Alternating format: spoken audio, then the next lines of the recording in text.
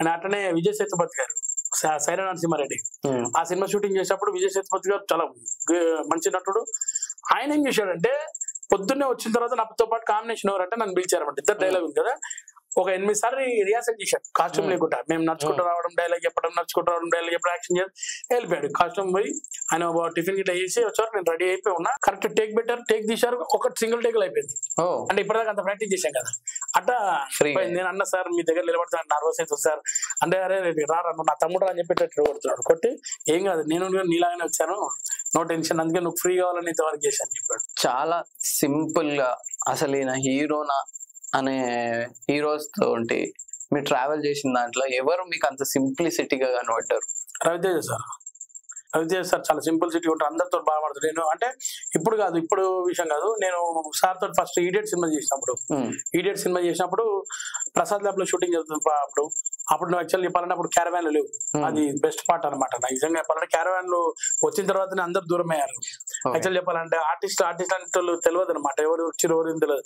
Caravan ఉండకపోతుంటే వాళ్ళ ఎక్కడ కూర్చుంటే చిన్న కోషిష్ పక్కకు వెళ్ళి నిలబడాలా, మాట్లాడాలని అట్లా పరిచయం అయ్యాడు అనమాట.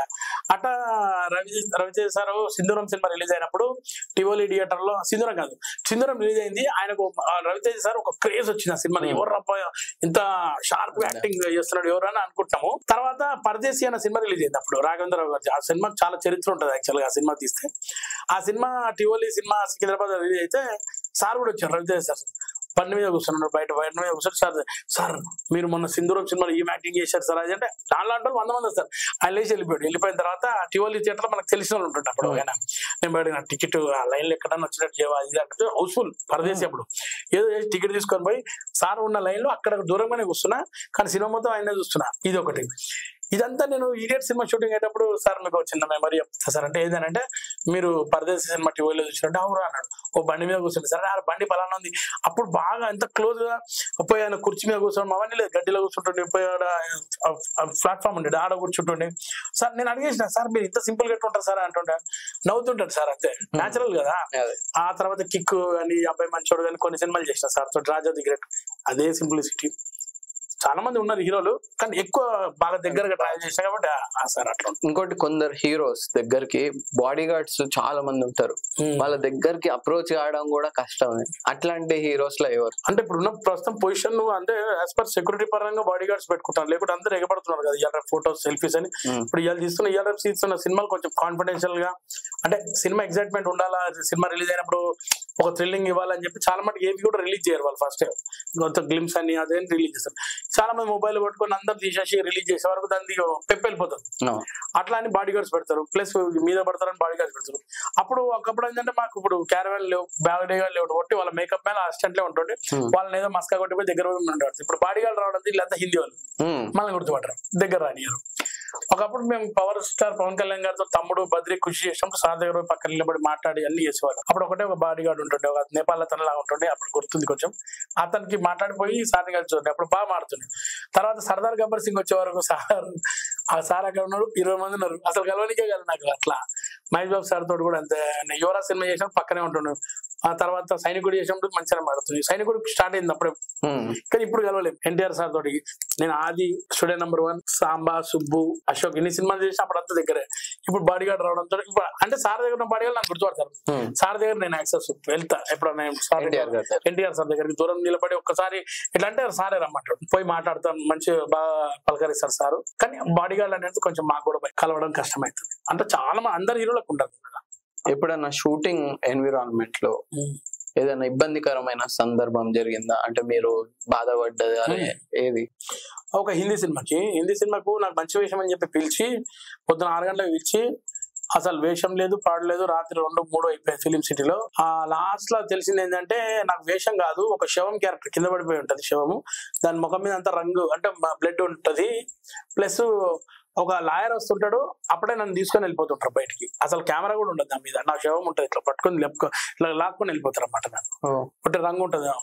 ఆ రోజు బాధ అనిపించింది. అంటే నన్ను వేషం అని చెప్పి పిలిపించి నాకు సాయంత్రం దాకా పెట్టి ఒక ఫుడ్ సరిగా పెట్టకుండా, ఎవ్వరు ఏం పట్టించుకోకుండా, అది నన్ను ఇదే అన్నారు రాత్రి 2:30కి ఇది నువ్వు చేయాలి ఇప్పుడు అంటే నాకు బాధ అనిపించింది, చాలా బాధపడ్డాను. కళ్ళ నీళ్ళు వచ్చేసాను నాకు ఆ రోజు. అంటే ఇప్పుడు నేను చెప్తుంటే మామూలుగా అనిపించచ్చు, కానీ ఆ రోజు సిచ్యువేషన్ వేరు. నేను ఒక బండి మీద పోయినా, సన్న సెట్ వేసుకొని ఫిలిం సిటీ పోయినా. ఇప్పుడు నా బండికి హెడ్ లైట్ కూడా లేదు అప్పుడు, మీ నమ్మరు. ఆ టైంలో మర్చిపోయినా నేను. రాత్రి అయిపోయినా సలి ఈ షూటింగ్ చేయలే నేను, సార్ ఇది నేను చేయలేను సార్ అది అని చెప్తే అట్లా నువ్వు వచ్చినా చేయాల్సింది అంతే. ఇక నేను ఊరికే పడుకున్న బ్లడ్ వేయించుకోలే కానీ తీసి షార్ట్ ఒకటి పైసలు ఇవ్వలే, ఈ రోజు వరకు ఇవ్వలే, పైసలు కూడా తెలియదు నాకు ఎట్లున్నాయి కూడా. ఇక రాత్రి వస్తున్నా చలికి అనుకుంటా, నా బండి లేదు, చిన్న మొబైల్ ఉండేటప్పుడు నోకియా మొబైల్ టార్చ్ చేసి నోట్లో పెట్టుకున్నా, ఏదో కొంచెం కనబడితే చాలండి అట్లా వచ్చిన నేను. టార్చ్ పెట్టుకొని వచ్చిన నేను ఫిలిం సిటీ దాని లోపల నుంచి నడుచుకుంటూ వస్తుంటే ఆ రోడ్డు మీద ఉన్న లైట్లు ఉంటాయి చూసావా, ఆ లైట్లను చూస్తే ధైర్యం, అబ్బా దగ్గరకు వచ్చేస్తున్న ధైర్యంతో వచ్చిన. ఆ రోజు మర్చిపోలేను ఆ లైఫ్ లో కూడా. అట్లా చేయదు, వేషం అంటే లేకపోలేదు. మీ ఫేవరెట్ యాక్టర్ వీళ్ళని చూసినప్పుడు, ఆ యాక్టింగ్ చూసినప్పుడు సూపర్ ఉంది అనేలాగా ఎప్పుడు అనిపించింది ఎవరు? నాకు ఎప్పుడు చిరంజీవి గారు నా ఫేవరెట్ యాక్టర్. నేను సూపర్ స్టార్ కృష్ణ గారికి పెద్ద ఫ్యాన్. చిరంజీవి గారు ఫేవరెట్ యాక్టర్. ఆయన యాక్టింగ్ పిచ్చి. ఆయన సినిమాలు చూసిన తర్వాతనే సినిమాలు రావాలని డిసైడ్ అయిపోయిన వ్యక్తి నేను. ఆయన సినిమాల కోసం ఎంత కష్టపడ్డారని నాకు బాగా తెలుసు. అంటే అందరూ చెప్తారు, ప్రతి ఒక్కరు కూడా ఈరోజు చిరంజీవి గారు అంటే చెప్తారు, కానీ నేను నిజంగా చెప్తున్నా. ఎందుకంటే నేను చూసిన థియేటర్ల పేర్లు చెప్తా, ఏ థియేటర్లో ఏ సినిమా చూసినా కూడా చెప్తాను నేను, అందరు చెప్పినా చెప్పకుండా. ఫస్ట్ మూవీ చిరంజీవి గారి దగ్గర చాణక్య శబ్దం Paradise theatre, Secunderabad Paradise theatre ఉండేది. అందులోనే ఖైదీ సినిమా వచ్చి చాలా 100 days పైన ఆడేది. ఖైదీ గోండా అందులోనే ఆడేది. ప్యారడైజ్ లో చిరంజీవి గారి సినిమా చూద్దామని ప్రతి ఒక్కరు చిరంజీవి గారు చెప్తుంటే, చిరంజీవి గారిని థియేటర్లో చూసి ఎట్టుండే అనేది నాకు ఒక కళ ఉండేది, ఆ థియేటర్లో సార్ని చూడాలా. అప్పుడు మా ఇంట్లో చెప్పలేండి ప్రామిస్, మా బాబాయ్ సీను అని ఉంటుంటే ఆయన నేను కలిసి బాబాయ్ నేను తీసుకుపో అంటే వాళ్ళు ఆల్రెడీ 6-7 సార్లు చూసేసారు ఆ సినిమా. వచ్చి కథలు చెప్తుండే మా ఇంటికాడికి వచ్చి. అప్పుడు నేను ఏం చేసిన, ప్లీజ్ నన్ను తీసుకుపో అంటే పైసలు లేవు కదా అంటే, అప్పుడు 3 బీర్ సీసాలు ఇంకా దాగి పడేస్తున్నాయి. ఆ బీర్ సీసాలు రోజు ఒక్కొక్కటి దమాంచి ఒక సీసా చారాన్ని వచ్చేది, అంటే 25 పైసా తీసుకుపోయి 3 అంతే 75 పైసా వచ్చింది. ఈ 75 పైసా తీసుకొని మా బాబాయ్ తోడు కలిసి పోయి ప్యారడైజ్ లో లైన్లో నిలబడి ఫస్ట్ ముంగట ఉండే సీట్ ఉంటుంది కదా, 75 పైసలు పెట్టి ఫస్ట్ టికెట్ తీసుకున్నా. ఆ టికెట్ చించి ఇచ్చాడు, మొత్తం చినిపోయింది. సార్ ఇప్పుడు చినిపోయినది వల్ల నేను కష్టపడి మళ్ళీ సీసాలు తీసుకురాలేను కదా, నేను చినిపోయింది సార్, లోపల పోరానైనా పంపిస్తారు లోపల అంటే భయపడతాను.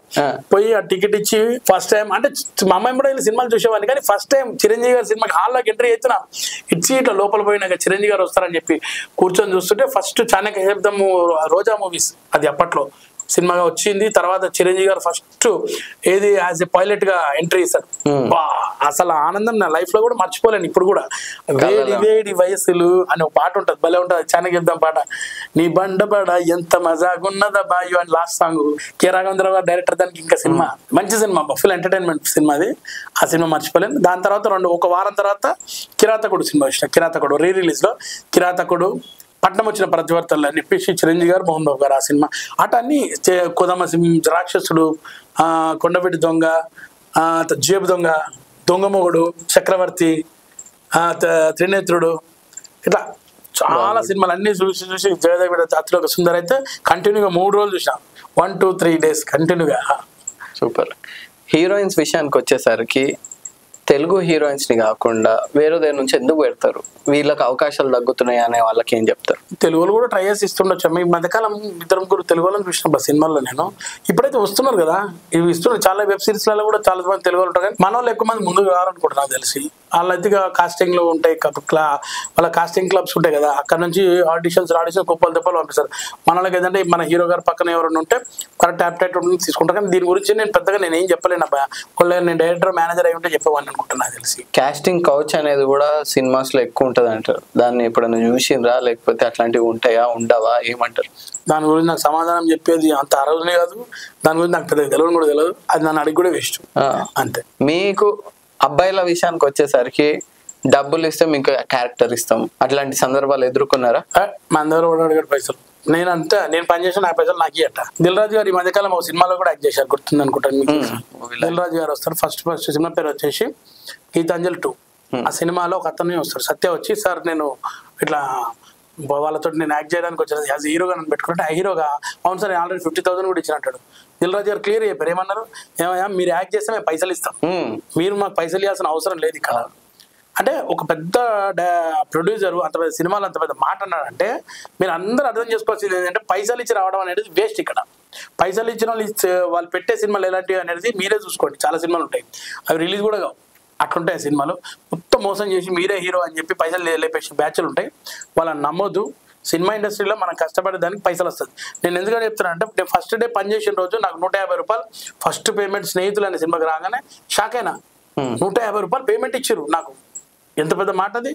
ఆ తర్వాత 150, 200 అయింది, 250 అయింది.